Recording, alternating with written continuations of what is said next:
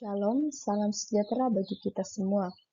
Perkenalkan, nama saya Richenda, stambuk 615010119006 dari Prodi Teknik Informatika, Fakultas Informatika dan Komputer, Universitas Kristen Indonesia Paulus. Di sini saya akan mempresentasikan praktikum perangkat keras. Kita masuk ke pengenalan komponen komputer. Yang pertama yaitu perangkat input. Perangkat input adalah perangkat yang berfungsi untuk memasukkan perintah pada komputer. Perintah tersebut dikonversi menjadi data-data yang selanjutnya akan diproses oleh prosesor komputer. Contohnya yang pertama yaitu keyboard. Keyboard digunakan untuk memasukkan data atau teks angka ke dalam pengolah kata atau editor teks maupun program lainnya. Yang kedua yaitu fingerprint, yaitu sebagai alat sensor scanning untuk mengetahui sidik jari user sebagai verifikasi identitas. Yang ketiga yaitu scan barcode, yaitu untuk membaca sebuah kode berbentuk kotak atau jenis kabel vertikal yang kemudian diterjemahkan dalam bentuk angka. Yang keempat yaitu mouse. Mouse digunakan untuk memulai menjalankan suatu program yang terdapat pada komputer. Yang kelima yaitu numeric keypad. Numeric keypad digunakan untuk memasukkan data berupa bilangan dalam jumlah yang besar. Yang keenam yaitu modem. Modem digunakan untuk menyambungkan komputer atau perangkat ke internet. Yang ketujuh yaitu webcam. Webcam digunakan untuk mengambil video, gambar, atau foto dengan memanfaatkan cahaya yang ada. Yang kedelapan yaitu power supply. Power supply digunakan untuk memberikan atau menyuplai arus listrik yang berlawanan menjadi arus listrik yang searah. Yang kesembilan yaitu scanner. Scanner digunakan sebagai pengganda berkas untuk kemudian dikonversi dan disimpan dalam bentuk digital. Perangkat yang kedua yaitu perangkat output, yaitu perangkat komputer yang digunakan untuk menampilkan informasi kepada penggunanya.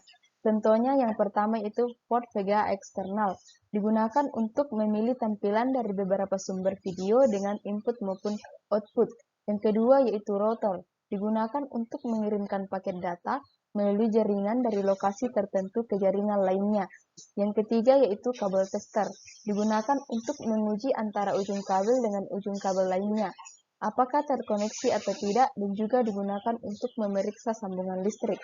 Yang keempat yaitu monitor, digunakan sebagai media output yang menampilkan informasi berupa gambar, angka, dan video. Yang kelima yaitu speaker, digunakan untuk mengubah gelombang elektrik atau listrik menjadi audio atau gelombang. Yang keenam yaitu fan, digunakan untuk mengeluarkan udara panas dan menggantinya dengan udara segar. Perangkat yang ketiga yaitu perangkat proses, yaitu komponen pada komputer yang berfungsi dan berperan penting pada proses data yang diberikan oleh perangkat input untuk selanjutnya menjadi data yang diinginkan yang ditampilkan pada perangkat output. Contohnya yang pertama yaitu prosesor. Prosesor digunakan sebagai otak dari komputer karena setiap data yang akan diproses akan selalu melewati prosesor. Yang kedua yaitu hard disk. Hard disk digunakan sebagai media penyimpanan data atau informasi secara permanen. Yang ketiga yaitu floppy disk drive, yaitu sebagai media pembaca sebuah perangkat penyimpanan data yaitu floppy disk. Yang keempat yaitu RAM. RAM digunakan sebagai media penyimpanan data sementara di saat komputer dalam posisi hidup atau beroperasi. Yang kelima yaitu motherboard. Motherboard digunakan sebagai penghubung seluruh komponen penyusun pada sebuah komputer. Yang keenam yaitu casing, yaitu digunakan sebagai pelindung komponen-komponen di dalamnya. Yang ketujuh yaitu CD atau DVD ROM, digunakan untuk membaca data dan menulis data ke dalam CD dan juga digunakan untuk menginstal sebuah sistem operasi. Yang kedelapan yaitu LAN card. LAN card digunakan untuk media penghubung antara komponen dengan jaringan. Perangkat yang keempat yaitu perangkat pendukung, yaitu peralatan yang tidak mesti ada dalam pengoperasian komputer tetapi diperlukan untuk kegiatan tertentu.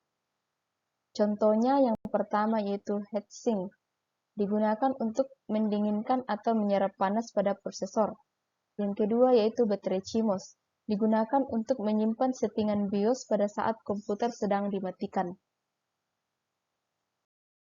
Yang kelima yaitu kabel, contohnya yang pertama kabel ATA.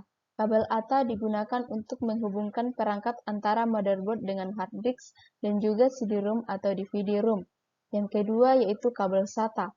Kabel SATA digunakan untuk menghubungkan perangkat penyimpanan seperti HDD, CD-ROM, DVD-ROM, dan CD-RW. Yang ketiga yaitu kabel UTP. Kabel UTP digunakan sebagai penghubung atau transmisi data pada sebuah jaringan. Yang keenam yaitu tools. Contohnya yang pertama yaitu crimping. Crimping digunakan untuk memotong kabel, melepas pembungkus kabel, memasang konektor. Yang kedua yaitu obeng dan tang. Digunakan untuk membuka komponen perangkat keras yang ada pada komputer. Kita masuk ke merakit komputer. Yang pertama, memasang komputer pada motherboard. A. Memasang prosesor pada chipset motherboard. Tingkat kesulitan sedang, faktor risiko, kaki-kaki prosesor patah, memasang prosesor secara terbalik dapat membengkokkan pin-pin pada soket. B. Memasang heatsink dan kipas prosesor. Tingkat kesulitan sedang, faktor risiko, kaki dari fan patah, memasang kipas secara terbalik pada kipas dapat menyebabkan kaki kipas patah. C. Memasang RAM.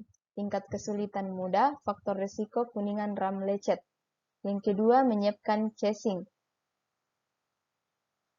A. Pemeriksaan kelengkapan casing. Tingkat kesulitan mudah, faktor risiko, kelengkapan baut jangan sampai hilang. B. Memasang power supply. Tingkat kesulitan sedang, faktor risiko, salah pemasangan kabel dapat mengakibatkan konslet pada motherboard. Yang ketiga, memasang motherboard. Tingkat kesulitan sedang, faktor risiko terbakar.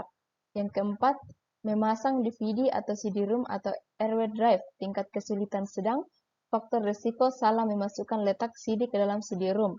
Yang kelima, memasang hard disk. Tingkat kesulitan sedang, faktor risiko, pemasangan kabel harus kuat agar dapat terbaca. Yang keenam, memasang kipas. Tingkat kesulitan mudah, faktor risiko, kaki kipas patah atau terbalik. Yang ketujuh, menghubungkan kabel dengan komponen internal. A. Memasang kabel power dan power supply ke motherboard. Tingkat kesulitan sedang, faktor risiko, pastikan tidak salah memasang karena jika salah biasanya akan membuat motherboard koslet. B. Menghubungkan kabel casing dengan motherboard. Tingkat kesulitan sedang, faktor risiko, kaki soket patah. Kita masuk ke install Windows 10. Tutorial cara install Windows 10. Pertama-tama, pelajari dahulu sistem partisi Windows sebelumnya. Secara umum, sebuah laptop atau PC memiliki dua partisi hard disk yang biasanya disebut drive C dan drive D. Drive C biasanya merupakan partisi sistem dan drive D merupakan drive data. Namun, kebanyakan orang selalu salah mengartikan drive C dan selalu meletakkan data di situ. Yang harus kamu lakukan pertama kali sebelum install Windows 10 adalah pastikan data kamu aman.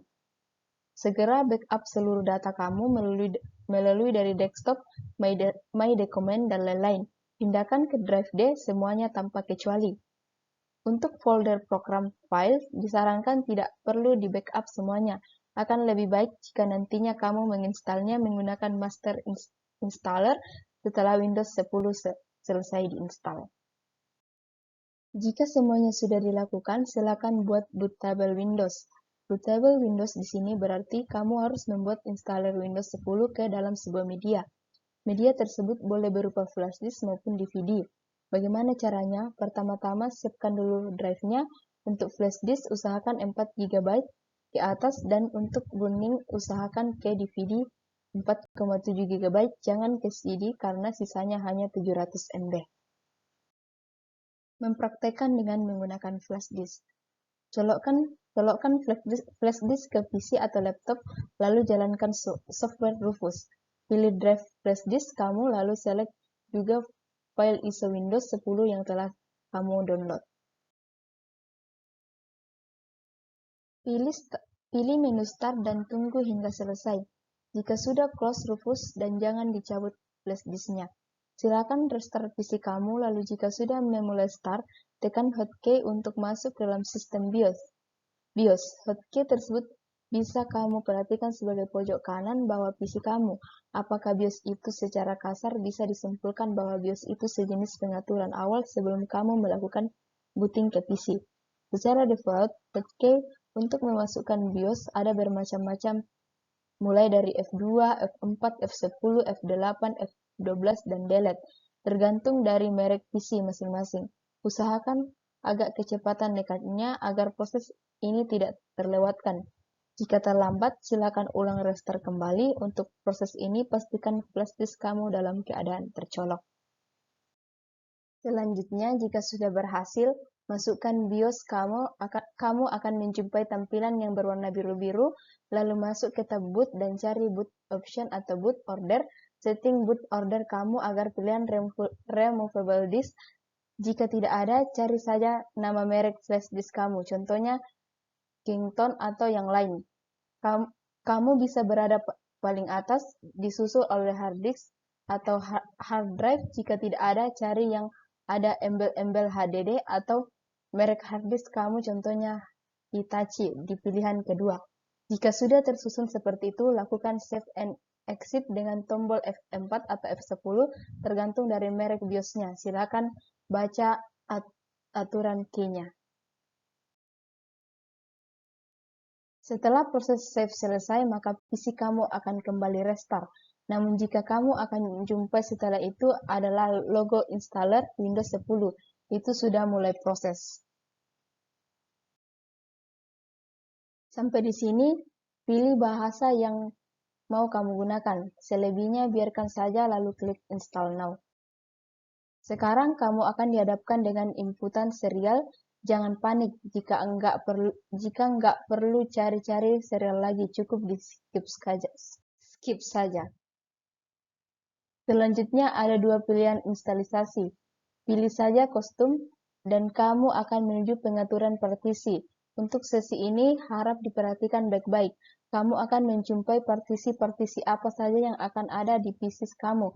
Sekarang select drive C, kamu jangan sampai salah atau data-data kamu yang ada di partisi D pun juga akan lenyap. Dalam screenshotnya, saya di bawah ini kebetulan size drive C saya adalah 20 GB. Maka itulah yang akan saya format. Pilih menu format lalu yes, tunggu sebentar, kemudian pastikan drive yang sedang terselect atau dipilih adalah drive C tadi. Lalu silakan klik next untuk melanjutkan, jangan sampai salah. Proses instalisasi sedang berlangsung. Proses ini akan memakan waktu sekitar 20-30 menit. Jika sudah, PC kamu akan otomatis melakukan restart. Penting saat melakukan proses restart dan sudah muncul logo merek PC atau laptop kamu, langsung cabut flash disknya atau proses instalisasi akan kembali diulang. Tunggu proses restart hingga lebih kurang 10 menit. Jika sudah, maka akan kembali otomatis restart kembali. Setelah itu, kamu akan kembali lagi dihadapkan dengan pilihan serial. Pilih saja Do This Later lalu akan diarahkan ke menu setting. Pilih tombol User Expert Setting agar nggak ribet lagi. Tunggu sebentar sehingga proses automatic setting selesai. Selanjutnya ada lagi pertanyaan, who of this PC? Pilih saja who on lalu next. Sekarang kamu akan diminta login dengan Microsoft akun. Cukup di skip saja, kalau mau login cukup dilakukan nanti setelah semuanya selesai. Di bagian script user akun, isikan nama kamu dan juga password. Jika tidak mau passwordnya cukup kosongkan saja lalu next. Tunggu login sebentar, lalu kamu akan diarahkan ke dalam Windows. Kita masuk ke instalisasi program aplikasi dan utilitas. Setelah Windows, instalisasi program aplikasi dan utilitas. Install antivirus WinRAR, install drive PC atau laptop, contohnya drive VGA, drive Wi-Fi, Bluetooth, dan drive yang dianggap perlu. Install program aplikasi Microsoft Office, install aplikasi tambahan berupa pemutar musik, video, contohnya Winamp, VLC atau GOM Player, install browser berupa Mozilla dan Chrome, install aplikasi aktivasi Windows dan Microsoft Office, install Nitro PDF, install aplikasi editing contohnya Photoshop, CorelDRAW sesuai kebutuhannya. Kita masuk ke maintenance PC. Backup data Anda supaya data Anda tidak hilang, bersihkan debu dari komputer menggunakan obeng dan kuas, beri pasta prosesor jika perlu, jalankan scan antivirus, bersihkan sistem operasi contohnya bersihkan Recycle Bin, bisa menggunakan aplikasi ATF Cleaner, lakukan update, cara cek Windows 10. Caranya cek Windows 10. Kita masuk ke troubleshooting PC. Yang pertama, komputer menyala tapi tidak ada tampilan layar. Solusi, bersihkan memori RAM dengan cara cabut RAM, lalu bersihkan pin atau kuningan RAM, menggunakan penghapus pensil, lalu pasang kembali RAM sampai rapat. Yang kedua, prosesor overhead. Solusi, periksa pasta prosesor jika sering ganti dengan yang baru. Yang ketiga, hard disk dan CD-ROM tidak terbaca.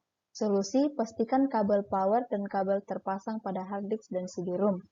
Yang keempat, komputer gagal booting. Solusi, pastikan sistem operasi tidak korup, lakukan install ulang. Yang kelima, bunyi bip pada komputer. Solusi, yang pertama, pada bip satu kali menandakan kerusakan atau permasalahan pada RAM tidak terpasang. Yang kedua, 1 bit panjang, 3 bit pendek terjadi permasalahan pada memori. Yang ketiga, 1 bit panjang, 2 bit pendek terjadi permasalahan pada VGA card. Yang keempat, bit pendek terus-menerus terjadi permasalahan pada power supply. Demikian presentasi saya tentang perangkat keras. Sekian dan terima kasih.